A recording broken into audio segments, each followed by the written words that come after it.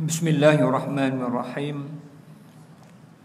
Assalamualaikum warahmatullahi ta'ala wabarakatuh.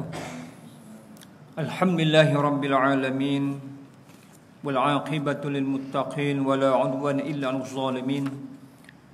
Ashhadu an la ilaha illallah wahdahu la syarika lah. Wa ashhadu anna Muhammadan 'abduhu wa rasuluh. Arsalahu bil huda wa dinil haqq liyuzhirahu 'ala ad-dini kullih walau karihal kafirun. Rabbi shrah li sadri wa yassir li amri wahlul 'uqdatam min lisani yafqahu qawli.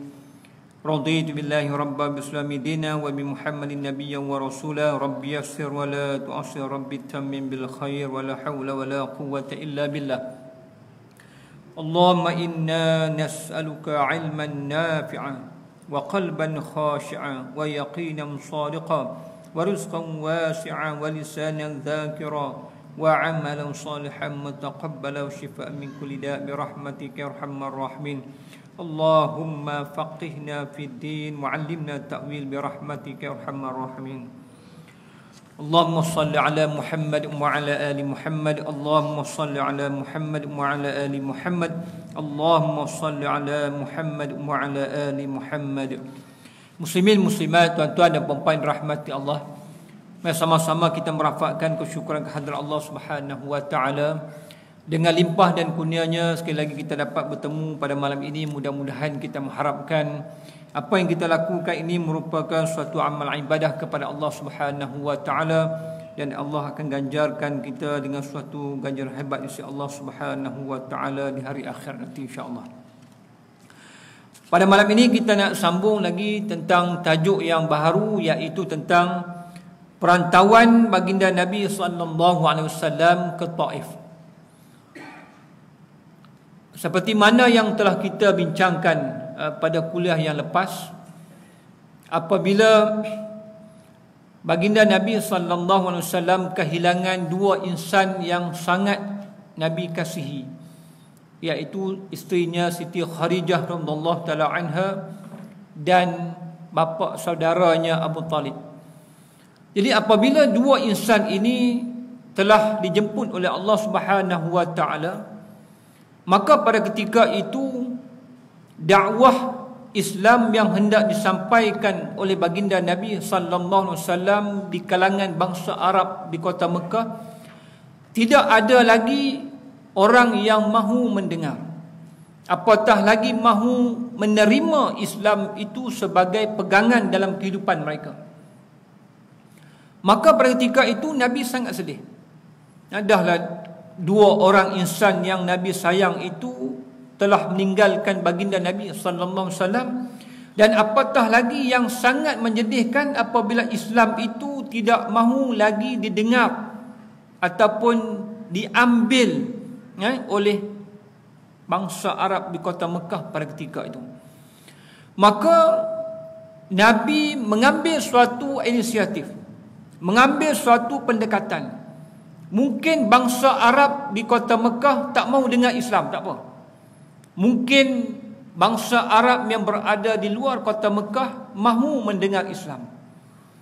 Maka Nabi mengambil peluang dan ruang yang Allah Subhanahu wa taala beri itu. Nabi hendak keluar daripada kota Mekah, ingin menyampaikan dakwah di kota Taif. Kita tahu Taif itu lebih kurang 2 marhalah. Daripada kota Mekah nak pergi kota Taif itu lebih kurang 2 marhalah lebih. Perjalanan yang memakan masa, kalau berjalan kaki itu mengambil masa yang agak lama. Sebab Nabi keluar daripada kota Mekah bersama dengan Zaid bin Harisah dalam keadaan berjalan kaki. Tidak menunggang bagal, tidak menunggang unta, tetapi Nabi keluar dalam keadaan berjalan kaki. Dan Nabi keluar dalam keadaan yang sembunyi-sembunyi. Bukan keluar dalam keadaan yang diketahui oleh bangsa Arab Quraisy. Bahkan Nabi keluar dalam keadaan bersembunyi supaya bangsa Arab Quraisy di kota Mekah itu tidak mengetahui akan keluarnya Nabi daripada kota Mekah. Sebab mereka akan menyekat dakwah Nabi. Kalau boleh, mereka pada ketika itu ingin mengambil suatu pendekatan yang drastik, iaitu nak tangkap Nabi, nak bunuh Nabi. Maka sebab itu mereka nak pastikan bahawa Nabi tidak diberi peluang dan ruang untuk keluar daripada kota Mekah menyampaikan dakwah kepada masyarakat Arab lain. Tapi Nabi mengambil peluang yang Allah Subhanahu wa taala beri ini untuk keluar daripada kota Mekah dalam keadaan sembunyi-sembunyi, dan akhirnya Nabi keluar dengan Zaid bin Harithah dan sampai di kota Taif. Dan Nabi berkeinginan bahawa pemimpin-pemimpin bangsa Arab Bani Thaqif, bangsa Arab Bani Thaqif yang menjadi penghuni di kota Taif itu, mereka mungkin mahu mendengar tentang Islam, mendengar suatu ajaran agama baharu yang dibawa oleh baginda Nabi sallallahu alaihi wasallam. Tetapi malangnya tuan-tuan dan puan-puan rahmati Allah, apabila Nabi sallallahu alaihi wasallam dan Zaid bin Harithah sampai di bumi Taif, Nabi telah bertemu dengan beberapa orang pembesar Bani Thaqif. Nabi nak cerita tentang Islam. Nabi nak bawa suatu agama yang mengajak manusia melakukan kebaikan, tolong menolong, berkasih sayang di antara satu sama lain. Tetapi apabila Nabi nak cerita tentang Islam, tiada seorang pun daripada pembesar-pembesar Bani Thaqif yang mahu mendengar tentang Islam. Bahkan lebih hinanya, mereka menghalau Nabi keluar daripada bumi Taif serta merta. Mereka tak bagi peluang langsung untuk Nabi bermalam ataupun mendiami sebentar di bumi Taif. Mereka halau Nabi keluar. Kemudian Nabi minta kepada mereka satu sahaja, tak apalah, tak mau dengar tentang Islam, tak apa. Tapi Nabi minta satu daripada mereka, bahawa boleh tak mereka merahsiakan tentang kedatangan baginda Nabi sallallahu alaihi wasallam di bumi Taif daripada masyarakat Arab Quraisy. Nabi minta mereka rahsiakan, sebab Nabi keluar dalam keadaan sembunyi-sembunyi. Tapi mereka tidak mengendahkan permintaan baginda Nabi sallallahu alaihi wasallam. Bermakna berita ni akan sampai kepada musyrikin Quraisy di kota Mekah. Kemudian dahlah mereka halau Nabi keluar dalam keadaan yang mereka itu tak nak dengar langsung sedikit pun tentang Islam. Bahkan lebih dahsyat lagi, mereka telah mengumpulkan hamba sahaya, khadam-khadam dan juga anak-anak nakal di tepi-tepi jalan keluar daripada bumi Taif itu, dengan mereka itu membaling batu ke atas diri baginda Nabi sallallahu alaihi wasallam. Sehingga kata Zaid bin Harithah, Aku mendengar percikan yang keluar daripada betis-betis baginda Nabi sallallahu alaihi wasallam. Keluar darah, percikan darah yang keluar daripada betis baginda Nabi sallallahu alaihi wasallam. Kata Zaid bin Harithah, aku melihat darah itu bertakung di dalam kasut baginda Nabi sallallahu alaihi wasallam. Masya-Allah. Tabarakallah, tuan-tuan dan puan-puan rahmatullah. Itu manusia yang agung, manusia yang mulia di sisi Allah Subhanahu wa taala, diuji dengan begitu rupa sehingga berdarahnya kaki dan bertakungnya darah itu di dalam kasut baginda Nabi sallallahu alaihi wasallam. Pada waktu yang sama, Zaid bin Harithah itu mengelilingi Nabi. Ketika mana budak-budak nakal tadi yang membaling batu itu ke atas diri baginda Nabi SAW tu, Zaid bin Harithah tu dia memusing. Dia pusing dirinya supaya batu itu jangan kena diri yang mulia baginda Nabi SAW itu, sehingga kepalanya juga berdarah. Akhirnya apabila Nabi dan Zaid bin Harithah dapat keluar daripada bumi Taif itu dalam keadaan yang sangat penat, dalam keadaan yang sangat diuji begitu dahsyat, sehinggalah Nabi sampai di sebuah kebun anggur yang dimiliki oleh seorang pemimpin Quraisy namanya Utbah bin Rabi'ah. Utbah bin Rabi'ah inilah pembesar Quraisy yang berjumpa dengan baginda Nabi sallallahu alaihi wasallam yang menawarkan berbagai-bagai tawaran. Pada peringkat awal, apabila mereka nak Nabi memberhentikan dakwah itu, maka pembesar-pembesar Quraisy telah menghantar Utbah bin Rabi'ah, seorang otai daripada musyrikin Quraisy, untuk pergi berjumpa dengan Nabi, berdiskus dengan Nabi, untuk memastikan bahawa Nabi akan memberhentikan dakwah ini. Maka dia menawarkan dengan berbagai-bagai tawaran. Nak jadi kaya, mereka boleh pastikan Muhammad kaya. Kalau nak jadikan Muhammad ni raja daripada bangsa Arab, mereka pastikan Muhammad akan jadi raja daripada bangsa Arab. Kalau nak seorang isteri yang cantik, mereka pastikan Muhammad akan mendapat isteri yang paling cantik di kalangan bangsa Arab. Ini tawaran-tawaran yang manusia idamkan. Ini tawaran yang pada hari ini manusia berebut. Semua berebut. Sanggup bergadai bergolok. Sanggup putus adik-beradik. Sanggup putus hubungan saudara di antara satu sama lain. Sanggup putusnya hubungan ukhuwah Islamiah di kalangan umat Islam. Ini dia tawaran hebat. Tawaran jadi kaya, tawaran nak dapat kedudukan pangkat, tawaran nak mendapat menjadi orang besar, tawaran nak mendapat isteri yang paling cantik. Ini semua adalah tawaran yang hari ini kita melihat di depan mata kita, manusia sanggup melakukan apa sahaja. Sebab itu kita tengok adik-beradik bergaduh. Kerana apa? Kerana berebut harta yang ditinggalkan oleh ayah dan ibu dia. Sanggup bergaduh, putus adik-beradik, putus hubungan kekeluargaan, putus hubungan kawan dan sahabat tadi. Kerana apa? Kerana berebutnya harta, wang ringgit dan sebagainya. Tetapi semua tawaran yang hebat itu ditolak mentah-mentah oleh baginda Nabi sallallahu alaihi wasallam. Sebab apa? Sebab utama objektif diutuskan oleh baginda Nabi sallallahu alaihi wasallam ke atas dunia ini bukan untuk memperolehi kekayaan. Nabi ada hadaf, tujuan.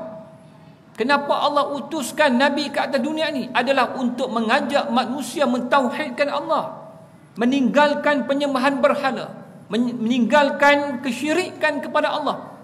Itu tujuan dia. Maka sebab itu Nabi membawa berita yang gembira kepada orang yang beriman kepada Allah dan Rasul. Dan Nabi membawa berita ancaman kepada mereka yang kufur kepada Allah Subhanahu wa taala. Maka inilah yang tidak diingini oleh musyrikin Quraisy, pembesar-pembesar Arab di kota Mekah pada ketika itu. Maka sebab itu bila Utbah tawarkan beberapa tawaran kepada Nabi, Nabi tolak. Dan akhirnya Nabi telah membaca ayat suci Al-Quran kepada Utbah bin Rabi'ah sehingga sampai kepada suatu ayat yang menceritakan tentang azab kepada orang yang menolak akan ajaran yang dibawa oleh Muhammad ini.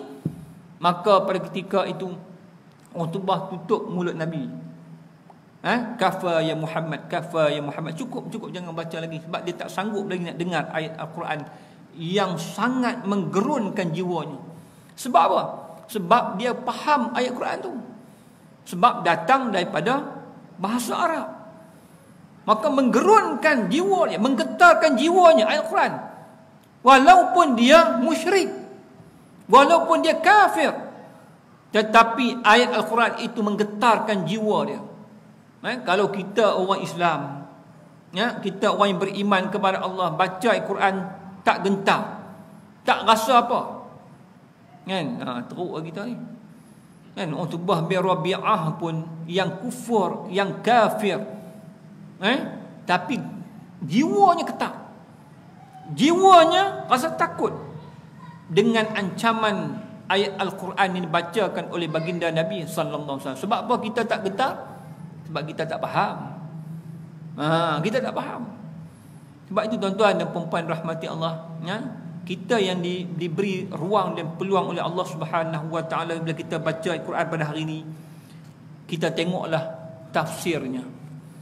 Tengok tafsir, biar kita baca sedikit sehari, sehari satu muka surat tak apa, kan? Ataupun sehari setengah muka surat, tapi biarlah kita baca itu bersama dengan tafsiran ayat Al-Quran, kita faham. Bagi kita faham, supaya sedikit sebanyak ayat Al-Quran kita baca itu menyentuh jiwa kita. Ni baca bagus, baca tu saya tak nafikan bagus, dapat pahala. Satu huruf kita dapat 10. Alif, lam, mim. Satu tu dapat 10. Alif 10, lam 10, mim 10. Kita baca alif, lam, mim 30 kebaikan ni Allah ganjarkan kepada kita, tak nafikan. Tetapi tuan-tuan dan puan-puan rahmatullah, tak cukup sekadar itu. Kita mesti baca Al-Quran supaya segala mukjizat Al-Quran, segala kehebatan Al-Quran yang ada dalam Al-Quran itu, dia mampu menyentuh jiwa kita. Kita faham dan menyentuh jiwa kita. Sebab tu kita kena baca Al-Quran itu dengan tafsirannya, supaya sedikit sebanyak dia memberi kepada kita manfaat yang sangat berguna dalam jiwa kita. Sebab itu Utbah bin Rabi'ah, dia faham ayat Al-Quran tersebut, dia takut, jiwanya getar. Maka dia tutup mulut Nabi, dia kata kafa ya Muhammad, kafa ya Muhammad, cukup, berhenti. Maka bila dia balik bertemu dengan geng-geng dia, bila dia balik bertemu dengan sahabat-sahabat dia, Abu Lahab, Abu Jahal, Abu Sufyan, semua Abu lah, geng dia semua. Bila dia bertemu, mereka tu tunggu dia ni. Mereka kata, ya Utbah, kami nak dengar apa berita yang kamu pergi bertemu dengan Muhammad. Apa cerita? Dia pun cerita daripada A sampai Z. Dia kata Muhammad tolak segala tawaran yang aku tawarkan kepadanya. Muhammad tolak semua. Tetapi di akhir itu Muhammad membaca suatu ayat yang mana ayat itu aku merasakan dia bukan syair. Orang Arab dia pakai syair. Dia kata aku dengar ayat yang dibaca oleh Muhammad itu bukan syair, bukan gurindam, bukan mantra, bukan jampi serapah, tetapi suatu yang hebat. Ayat yang dibaca itu sehingga menggetarkan jiwa aku. Maka dia kata, oleh kerana itu, marilah kita ikut apa yang dibawa oleh Muhammad. Itu Utbah bin Rabi'ah. Dia pun akhirnya ajak geng-geng dia ikut apa yang dibawa oleh Muhammad. Tetapi geng-geng dia kata apa? Wahai Utbah, hang pun dah kena sihir dengan Muhammad. Nampak? Hang pun dah kena sihir dengan Muhammad. Kan? Jadi akhirnya dia pun ikutlah geng dia. Kan? Dia pun ikut geng dia, tak dapat hidayah Allah Subhanahu Wa Taala. Tapi nak ceritanya, dia pun awalnya mengakui akan kehebatan, akan keagungan, akan kemukjizatan ayat Al-Quran tersebut. Itu tuan-tuan dan puan-puan rahmati Allah. Jadi apabila Nabi keluar daripada bumi Taif, Nabi sampai di kebun anggur Utbah bin Rabi'ah, dan pada ketika itu ada 2 orang anaknya yang sedang jaga kebun tersebut. Kita tahu Utbah bin Rabi'ah ni dia terbunuh dalam peperangan Badar. Kemudian apabila Nabi berehat di dalam kebun Utbah bin Rabi'ah itu, tiba-tiba 2 orang anak Utbah bin Rabi'ah tengok Nabi, dia kenal. Sebab apa? Mereka ni orang Mekah. Mereka tengok Nabi, mereka kenal. Oh, ni Muhammad. Berada dalam keadaan yang kaki berdarah, nampak sangat muka letih, nampak sangat sedang berehat di bawah sepohon pokok. Maka pada ketika itu baginda Nabi sallallahu alaihi wasallam mengadu kepada Allah Subhanahu Wa Taala dengan suatu doa yang cukup hebat. Nabi mengadu kepada Allah bila Nabi berehat di bawah sepohon pohon anggur itu.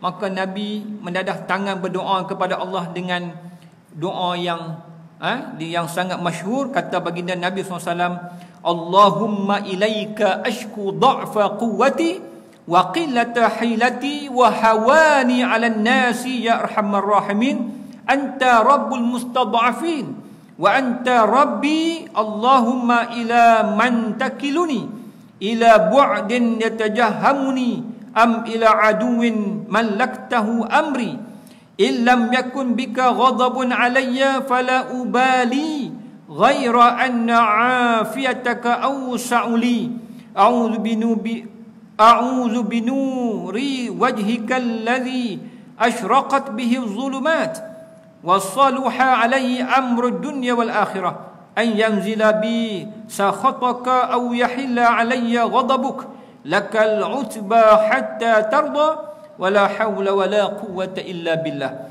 Kata baginda Nabi SAW mengadu kepada Allah. Nabi kata, wahai Tuhanku, di kau sahajalah tempatku mengadu kelemahan tenagaku dan kurang bicaraku. Yang kita ni kalau ada masalah mengadu kepada Allah. Jangan duk mengadu dekat Facebook. Jangan duk mengadu dekat Instagram. Mengadu kepada Allah. Nabi apabila ada masalah, Nabi mengadu akan kelemahan dirinya itu kepada Allah, bermunajat kepada Allah. Tak payah ceritalah kepada orang ramai. Kalau orang kata apa, kita nak minta kawan-kawan doakan kerana kita ditimpa musibah, timpa penyakit sebagainya, tak apalah. Tapi kita nak mengadu tentang ujian yang kita terima daripada Allah tu, tak payahlah mengadu kepada dalam Facebook, dalam Instagram. Kita mengadu terus kepada Allah Subhanahu wa taala. Nabi mengadu kepada Allah. Nabi kata apa? Di kau saja tempatku mengadu kelemahan tenagaku dan kurang bicaraku, kehinaanku di mata ramai. Wahai Tuhan yang Maha Pengasih, dikaulah Tuhan mereka yang lemah. Dikaulah Tuhanku, kepada siapakah dikau akan serah daku ini? Kepada mereka yang jauh yang bencikan daku, atau kepada seteru yang kau berikan kuasa ke atasku? Nabi mengadu kepada Allah. Adakah Nabi tak mampu untuk menyampaikan dakwah Islam ni kerana Nabi ni kurang bicara dan sebagainya? Maka Nabi minta kepada Allah Subhanahu wa taala, andai kata tidak ada sebarang kemurkaanmu ke atasku, maka tidak akan ku pedulikan, tetapi kemaafan dan kurniaan kau lebih luas untukku. Nabi takut ada manusia yang tak mau dengar bicara Nabi, tak mau dengar dakwah Nabi itu kerana Allah murka ke atasnya. Nampak? Nabi rasa Nabi tak mampu lakukan dakwah Islam dia, takut ada kesalahan yang Nabi buat sehingga Allah murka ke atasnya. Kita hari ni tak rasa Allah murka langsung, kan? Sebab tu kita rasa seronok je dengan apa yang berlaku. Tapi Nabi tak mampu untuk menyebarkan agama Islam. Tak ada orang nak dengar. Nabi rasa takut Nabi membuat kesalahan sehingga membuatkan kesalahan itu Allah murka ke atasnya. Nampak tuan-tuan dan puan-puan rahmati Allah. Kemudian Nabi kata apa? Aku berselindung dengan cahaya zatmu yang menyinari segala kegelapan dan yang memberi manfaat dunia dan akhirat. Aku berselindung dengannya dari kemarahannya ke atasku dan kemurkaanmu. Dikau sahaja yang menegur sepuasnya dan tidak ada helah bicara dan tenaga, hanyalah dengan dikau sahaja. Jadi bila habis Nabi merayu, mengadu kepada Allah Subhanahu wa taala di atas kelemahan dirinya untuk mengajak manusia mengikuti jalan Allah Subhanahu wa taala, maka pada ketika itu dua orang anak Utbah bin Rabi'ah tengok Nabi, mereka kenal, oh ni Muhammad. Dan pada ketika itu walaupun mereka ini kafir, walaupun mereka ini sangat marah dengan apa yang dilakukan oleh baginda Nabi sallallahu alaihi wasallam di kota Mekah kerana mengajak manusia mengikut ajaran baharu, meninggalkan agama penyembahan berhala yang mereka telah ikuti berkurun lamanya, tetapi atas dasar kemanusiaan. Atas dasar kemanusiaan Maka dua orang anak Utbah bin Rabi'ah ni rasa kasihan, belah kasihan melihat Muhammad dan Zaid bin Harisah itu berada dalam keadaan yang orang kata apa, lemah, letih, kena halau keluar daripada bumi Taif. Maka dua orang anak Utbah ni, dia panggil dia punya khadam dia. Dia kata, wahai Adas, khadam dia bernama Adas. Dia kata, wahai Adas, ni ambil semangkuk buah anggur ni, bawa pergi kepada Muhammad. Maka Adas ni, khadam tadi, bawalah anggur ni pergi bertemu dengan Muhammad. Dia kata, wahai Muhammad, ni tuan aku dekat sana, dua orang tu dia suruh bagi pada kau. Maka Nabi pun bila ambil buah anggur tu, sebelum makan Nabi sebut bismillah dengan nama Allah. Bila Nabi sebut bismillah dengan nama Allah, dengan kalimah itu membuatkan Adas ini rasa suatu benda yang pelik.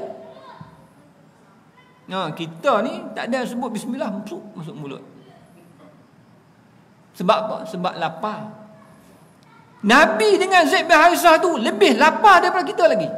Pada ketika itu penat, lelah, letih. Tetapi sebelum nak makan, Nabi sebut bismillah. Dengan perkataan tersebut membuatkan Adas ini rasa pelik. Sehingga ada yang bertanya kepada Muhammad. Dia kata, wahai Muhammad, selama mana aku duduk di Taif ni, aku tak pernah dengar orang bila nak makan sebut bismillah, tak pernah dengar. Dia kata, selama aku duduk di bumi Taif ni, aku tak pernah dengar bila orang nak makan, orang akan sebut bismillah, tak pernah dengar. Tetapi hari ini aku dengar engkau, wahai Muhammad, sebelum nak makan engkau sebut bismillah. Maka berlakulah dialog di antara Adas tadi dengan baginda Nabi sallallahu alaihi wasallam. Maka dia bertanya kepada Nabi, bertanya kepada dia. Dia tanya, kamu ini berasal daripada mana? Dia tanya, wahai Adas, kamu ni berasal daripada mana? Kata Adas, aku ni sebenarnya beragama Nasrani, dan aku berasal daripada sebuah kampung di Al-Musil, yang bernama Ninawa. Ni di Iraq, Musil ni di Iraq sana. Dia kata, aku ni berasal dari sebuah kampung, sebuah kawasan namanya Al-Musil, dan di kampung namanya Ninawa. Kemudian Nabi kata, kalau macam tu, kamu ini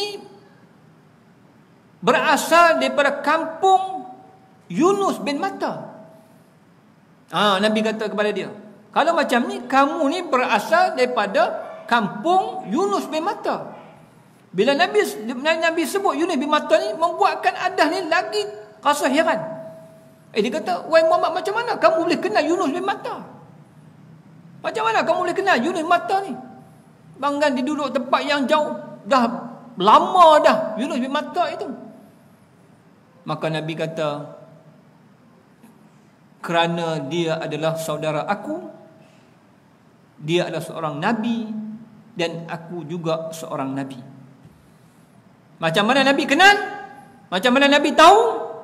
Walaupun Nabi Yunus itu telah lama dah meninggalkan sebelum kedatangan baginda Nabi SAW itu, tetapi Allah telah menceritakan dalam Al-Quran, semua para Nabi dan Rasul Allah ceritakan dalam Al-Quran kepada baginda Nabi SAW. Nabi tahu.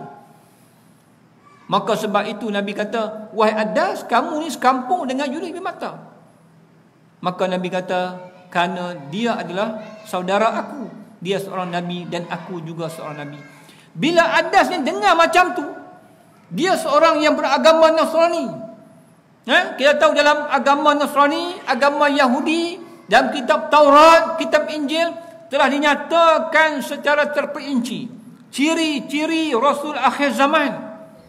Maka bila Nabi cerita begitu kepada Adas, maka dia dah tahu, dapat tangkap dah bahawa ini dah dia Rasul akhir zaman, seperti mana yang tertulis termaktub di dalam kitab Injil. Maka terus dia bangun, dia peluk baginda Nabi sallallahu alaihi wasallam. Maka akhirnya dia beriman kepada Allah dan Rasul. Jadi tuan-tuan dan puan-puan rahmati Allah, habis saja selesai Nabi duduk di kebun anggur Utbah bin Rabi'ah itu, maka Nabi pun nak pulang ke kota Mekah. Maka kata Ibnu Ishaq, dalam perjalanan Nabi nak pulang ke kota Mekah itu, sampai pada waktu malam tu, di sebuah kebun kurma yang begitu besar, iaitu dipanggil Nakhlah.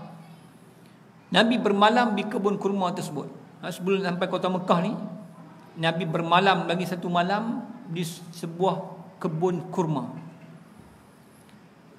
Ketika mana Nabi bermalam di situ, Nabi ni, para Nabi ni, dia hukumnya wajib qiyamul lail. Kan, kita ni sunat. Kan?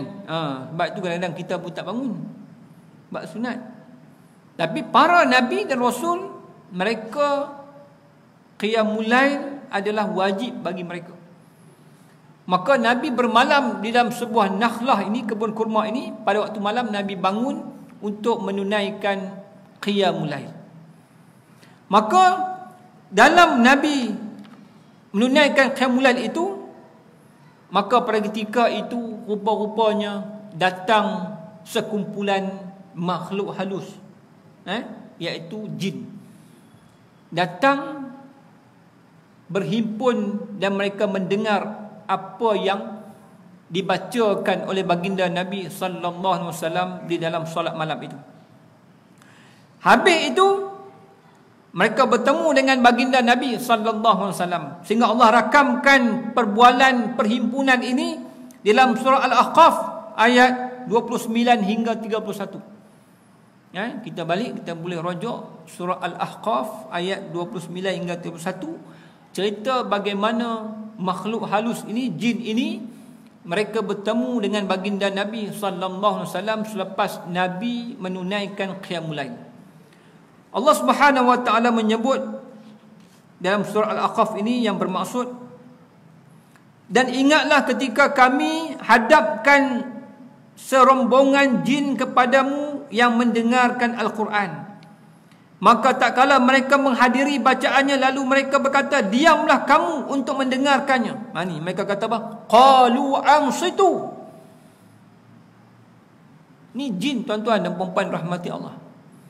Bila mereka jumpa Nabi, mereka nak bertemu dengan Nabi pada malam itu, Nabi akan membacakan Al-Quran kepada mereka. Pada ketika itu ada di kalangan ketua mereka, dia kata apa? Ansitu, kamu diamlah. Dengar apa yang dibaca oleh Muhammad. Bila orang baca ayat Quran, dengar, diam. Kita hari ni orang baca ayat Quran, kita duduk menyembang. Kita teruk pada jin tu lagi. Jin pun boleh kata pada geng dia, ansitu. Ni duduk sembang ni, jin pun sembang, dia pun lebih kurang kita juga.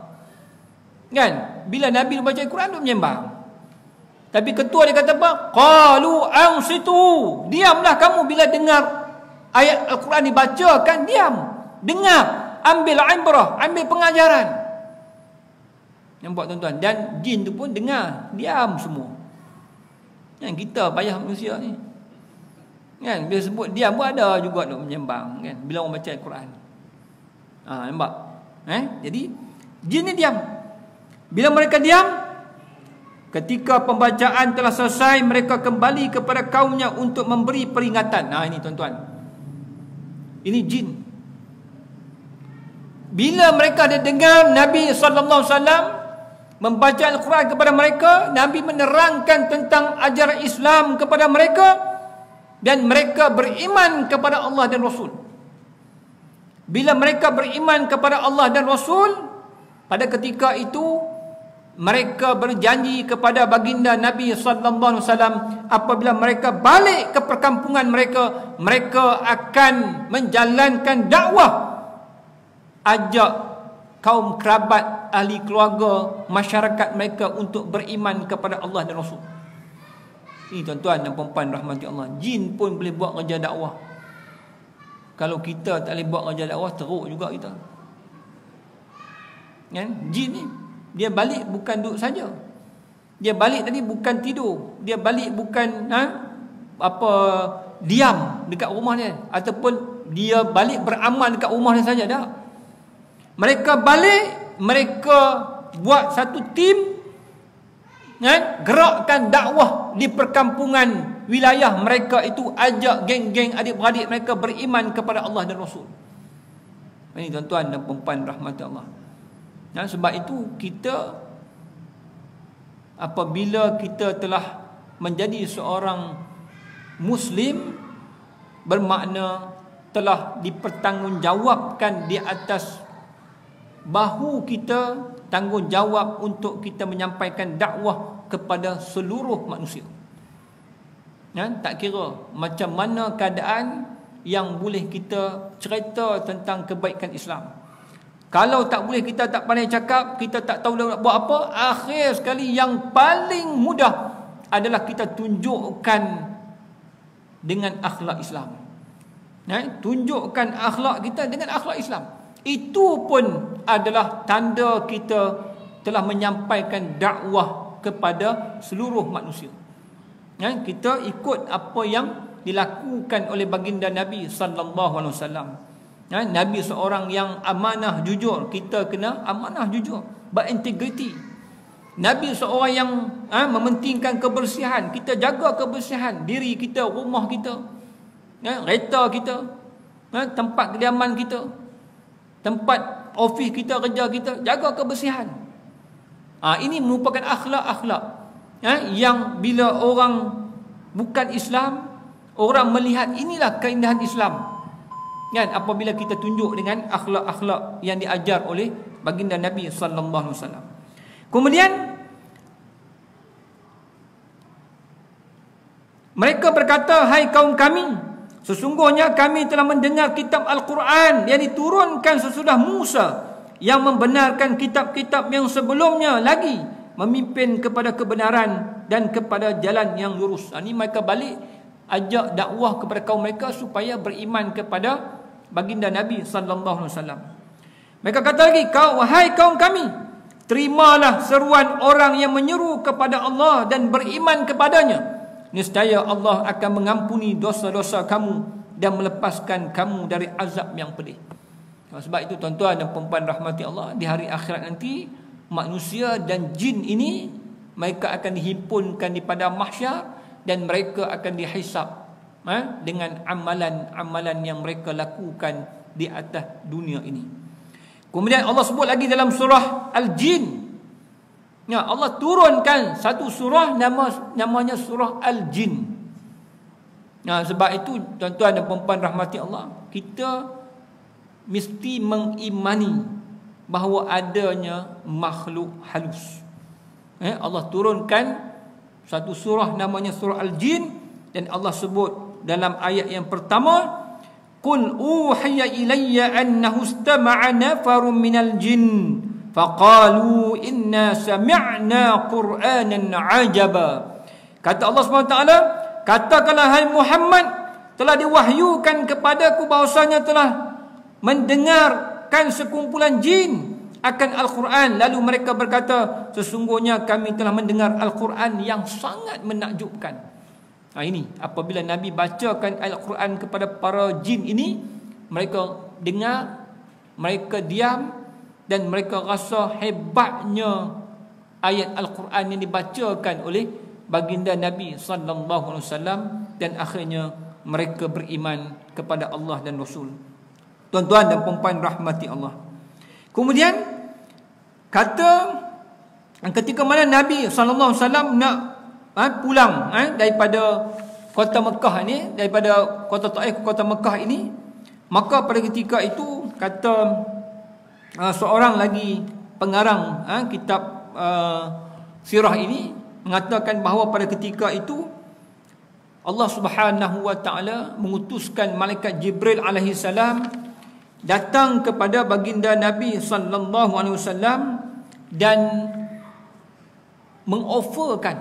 menawarkan kepada Nabi satu tawaran yang cukup hebat. Cukup hebat tuan-tuan dan puan-puan rahmati Allah. Kalaulah kita ni kalau kita rasanya kita akan terima kot tawaran itu. Tawaran cukup hebat. Apa katanya?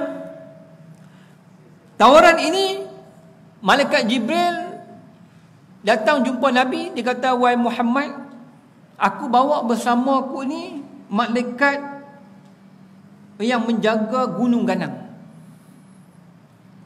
Kamu mintalah apa sahaja daripada malaikat ini. Kalau sekiranya kau nak minta untuk malaikat gunung ganang ini mencabut gunung Al-Akhshabain yang terletak di kota Mekah tu, dua gunung yang terletak di kota Mekah itu, cabut dua gunung itu, hempapkan ke atas penduduk Taif itu, mampu habis." Boleh. Sebab malaikat Jibril dah bawa malaikat gunung ganang bagi offer. Sebab apa? Sebab mereka telah melakukan suatu penghinaan yang begitu dahsyat, kezaliman yang begitu dahsyat ke atas manusia agung, manusia mulia, manusia yang menjadi kekasih Allah Subhanahu wa taala. Maka pada ketika itu tuan-tuan dan puan-puan rahmati Allah, kalau kita lah ni panas hati, kan, panas hati, kan, bukan cabut 2 bukit Akhshabain tu, cabut 4 bukit tempuk memang mampu. Kalau kita, tetapi baginda Nabi sallallahu alaihi wasallam, itulah sifat Nabi, rahmatan lil alamin, sebagai pembawa rahmat bagi sekalian alam. Nabi menolak offer yang begitu besar, offer yang bukan offer manusia, tapi offer yang datang daripada malaikat Jibril alaihissalam yang cukup hebat.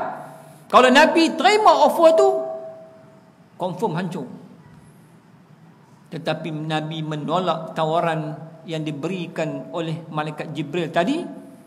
Bahkan Nabi mengangkat tangan, menadah tangan kepada Allah Subhanahu wa taala, dan Nabi berdoa, "Allahumma hdi qaumi fa innahum la ya'lamun." Ya Allah, kau berilah hidayah kepada kaum aku ini, yang mana mereka itu adalah orang yang tidak mengetahui. Nabi minta kepada Allah supaya Allah beri hidayah kepada mereka. Bila itu bukan kerja kita. Bila itu adalah kerja Allah Subhanahu wa taala. Bukan kerja kita. Maka ternyata Allah Subhanahu wa taala mengabulkan doa baginda Nabi sallallahu alaihi wasallam apabila kita melihat berlakunya peperangan Hunain. Selepas berlakunya peperangan Hunain, akhirnya delegasi daripada Bani Thaqif ini datang beramai-ramai ke kota Madinah, bertemu dengan baginda Nabi sallallahu alaihi wasallam dan menyatakan keislaman mereka di hadapan baginda Nabi sallallahu alaihi wasallam. Nampak tuan-tuan? Kalau kata Nabi terima offer malaikat Jibril untuk malaikat gunung ganang mencabut gunung Akhshabain, 2 gunung yang terletak di kota Mekah itu, hempap ke atas penduduk Taif pada ketika itu, mampu habis Bani Thaqif. Tak ada orang yang beriman kepada Allah, masuk neraka habis. Tapi itu bukan sifat rahmatan lil alamin. Maka sifat rahmatan lil alamin, Nabi doa kepada penduduk Taif itu supaya suatu hari nanti Allah beri hidayah kepada kamu. Bukan pada zaman kamu mungkin, tapi mungkin zaman anak kamu ataupun zaman anak cucu kamu. Maka benarlah pada selepas peperangan Hunain itu, datanglah rombongan delegasi daripada Bani Thaqif beramai-ramai ke kota Madinah, bertemu dengan baginda Nabi sallallahu alaihi wasallam, dan mereka semua beriman kepada Allah. Sebab itu kata para ulama, Bani Thaqif apabila mereka beriman kepada Allah dan Rasul, ketika mana mereka datang bertemu dengan Nabi di kota Madinah itu, dan mereka balik ke kota Taif, mereka sampaikan dakwah kepada seluruh penduduk kota Taif, dan semuanya beriman kepada Allah dan Rasul. Dan kata para ulama, selepas kewafatan baginda Nabi sallallahu alaihi wasallam, ramai di kalangan bangsa Arab di Yaman dan sebagainya kembali murtad dan kufur kepada Allah. Tetapi tidak ada seorang pun daripada penduduk Taif yang kufur dan murtad kepada Allah Subhanahu wa taala kerana pegangan yang mereka ambil, yang mereka pegang, mereka beriman kepada Allah dan Rasul, sungguh kukuh dan kuat dalam jiwa mereka, sehingga tidak ada seorang pun yang kembali murtad kepada Allah. Itu tuan-tuan dan puan-puan rahmati Allah. Jadi tuan-tuan dan puan-puan rahmati Allah, itu sedikit banyak yang boleh kita bincangkan pada malam ini. Saya nak ambil dua ibrah yang boleh kita kutip dengan masa yang tinggal 2 minit lagi. Yang pertama sekali tuan-tuan dan puan-puan rahmati Allah, nak bagi tahu kepada kita bahawa Nabi nak ajar kepada kita cara sabar. Apabila kita dalam nak menyampaikan dakwah Islam, nak menceritakan tentang Islam, nak mengajak orang beriman kepada Allah dan Rasul, nak mengajak orang melakukan kebaikan, kita akan diuji dengan berbagai-bagai ujian. Orang tak suka. Kalau nak ajak buat jahat ni, memang semua orang suka, seronok, buat benda seronok. Tetapi bila nak ajak buat benda yang baik ni, orang akan bagi alasan, bagi komen, bagi ketidakpuasan hati macam-macam. Ni tuan-tuan ni yang jaga surau ni AJK Surau Bagai, nak ajak orang turun solat berjemaah, datang kuliah ilmu, buat grup WhatsApp macam-macam, tu pun ada juga orang tak puas hati. Kan? Tak puas hati. Macam-macam dia bagi. Tuhmaan, kata-kata kesat, kata-kata sebagainya yang tak elok. Tapi sabar. Nabi ajar kepada kita, Nabi kena ujian daripada Allah lebih dahsyat daripada apa yang kita kena pada hari ini, tapi Nabi sabar. Maka Nabi ajar kepada kita cara sabar apabila kamu kena satu ujian. Jangan kamu kecewa, jangan kamu putus asa, tapi bersabarlah, insya-Allah. Di sebalik kesabaran itu, niscaya ada suatu kebaikan yang Allah nak bagi kepada kamu. Sebab itu Allah sebut dalam Al-Quran, Allah itu bersama orang-orang yang sabar. Itu pertama. Yang kedua yang boleh kita ambil tuan-tuan dan puan-puan rahmati Allah,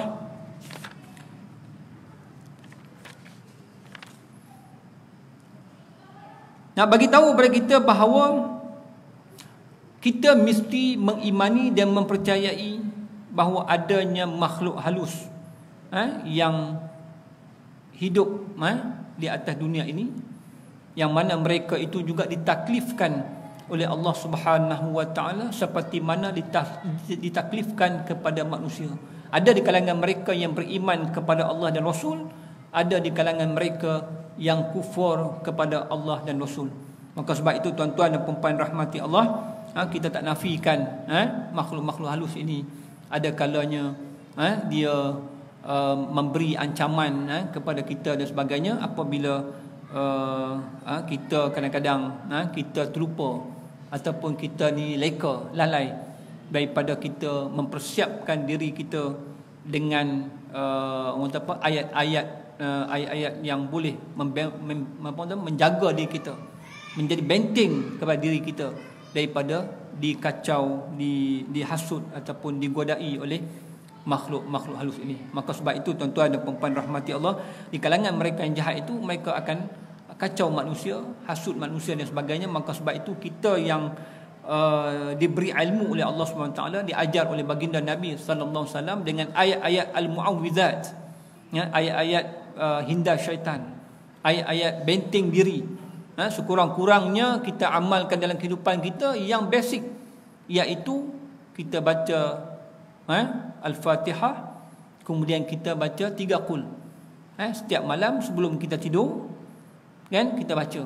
Ataupun yang terbaiknya, setiap kali lepas sembahyang kita baca Al-Fatihah ayat 3 qul ini, dan kita sapukan daripada atas rambut kita ni, kepala kita sampai kepada hujung kaki, kan, maka insya-Allah kalau kita tidur malam, kita akan dipelihara oleh malaikat daripada diganggu oleh makhluk-makhluk halus. Maka insya-Allah kita akan selamat daripada gangguan-gangguan ini. Sebab apa? Kita telah mempertahankan diri kita dengan ayat-ayat hindar syaitan tadi. Maka tuan-tuan dan puan-puan rahmati Allah, walaupun ada yang lain-lain, tapi basicnya itu yang kita semua hafal. Maka cuma kita ni tak amalkan. Kita tahu, kita ingat, tapi kita tak amalkan dalam kehidupan kita. Maka sebab itu tuan-tuan dan puan-puan rahmati Allah, kita amallah dalam kehidupan kita ayat-ayat ini supaya kita ni selamat daripada hasutan, godaan syaitan tadi. Kerana apa? Kerana kita tak nampak mereka, tapi mereka nampak kita. Mereka boleh nampak kekuatan dan kelemahan kita. Jadi orang yang lemah itu mereka mudah masuk, rosakkan dan sebagainya. Tapi orang yang ada kekuatan, mereka tak akan mampu untuk hampir untuk merosakkan dan menyesatkan orang tersebut. Jadi tuan-tuan dan puan-puan rahmati Allah, itu beberapa ibrah yang boleh kita kutip pada malam ini. Mudah-mudahan Allah Subhanahu Wa Taala memberkati apa yang kita lakukan, dan Allah Subhanahu Wa Taala memahamkan kita akan perjuangan dan juga sirah baginda Nabi sallallahu alaihi wasallam, manusia agung yang telah bersungguh-sungguh menyempurnakan dakwah Islam, sehinggalah dakwah Islam itu tersebar ke seluruh dunia dan sampai kepada kita pada hari ini. Mudah-mudahan dengan apa yang kita bincangkan ini memberi manfaat kepada kita bersama, dan kita mengharapkan Allah Subhanahu Wa Taala mengampunkan dosa kita dan mematikan kita semua dalam keadaan husnul khatimah, mati yang terbaik di sisi Allah Subhanahu Wa Taala. InsyaAllah kita bertemu lagi pada masa akan datang. Saya mohon ampun dan maaf. Sekadar itu sahaja. Aqulu qawli hadza wa astaghfirullahaladzim li wa lakum.